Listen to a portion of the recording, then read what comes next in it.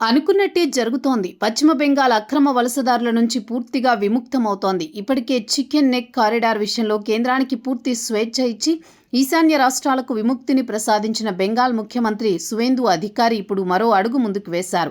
మమతా బెనర్జీ 15 ఏళ్ల పరిపాలనా కాలంలో చేసిన తప్పులను ప్రక్షాళన చేస్తున్నారు.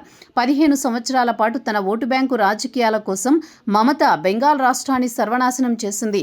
చికెన్ నెక్ రహదారిని కేంద్రానికి ఇవ్వకుండా నిర్లక్ష్యాన్ని ప్రదర్శించింది. అంతేకాదు బంగ్లాదేశ్ నుంచి వచ్చిన వారికి అక్రమంగా పౌరసత్వ హక్కులు కూడా ప్రసాదించింది.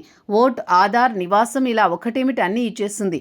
బెంగాల్ తన వారసత్వ ఆస్తిలాగా ఈ దేశ ప్రజలకు దక్కాల్సిన ఫలాలను బంగ్లాదేశ్ వాసులకు పప్పు బెల్లాల్లాగా ఇచ్చేసింది. సువేందు అధికారి ముఖ్యమంత్రి అయిన తర్వాత మమత దుర్మార్గాలను, అవినీతి వ్యవహారాలను తవ్వుతున్నారు.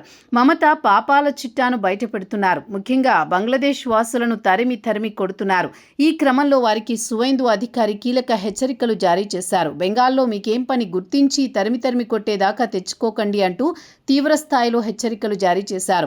ప్రస్తుతం భారత్లో ఉన్న విదేశీయులు చట్టానికి లోబడి తాము వ్యవహరిస్తామని సువేందు అధికారి స్పష్టం చేశారు. తమ దేశం నుంచి పౌరులను స్వీకరిస్తామని బంగ్లాదేశ్ చెప్పిందని, ఆ నిర్ణయాన్ని అమలు చేయాల్సిన బాధ్యత బంగ్లాదేశ్ మీద ఉందని సువేందు గుర్తు చేశారు.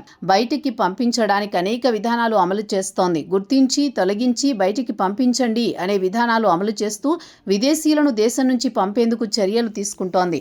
అక్రమంగా దేశంలోకి ప్రవేశించిన వారిని, వారి వద్ద ఎటువంటి అధికారిక పత్రాలు లేని వారిని గుర్తించి తాత్కాలిక ఆశ్రయం కల్పించేందుకు నిర్బంధ కేంద్రాలు ఏర్పాటు చేసింది. ఆ తర్వాత అక్కడి నుంచి వారిని సొంత దేశాలకు పంపిస్తోంది. గత మంగళవారం ఉత్తర 24 పరగణాల జిల్లాల్లో హకీంపూర్ ప్రాంతంలో దాదాపు 100 మంది బంగ్లాదేశ్ వాసులు గుమిగూడారు. ఆ తర్వాత వారు బంగ్లాదేశ్ వెళ్లిపోయినట్టు తెలుస్తోంది. మరోవైపు సర్ ప్రక్రియ అమల్లోకి వచ్చిన తర్వాత కూడా ఇలానే బంగ్లాదేశ్ వాసులు వారి సొంత దేశానికి వెళ్లిపోయారు.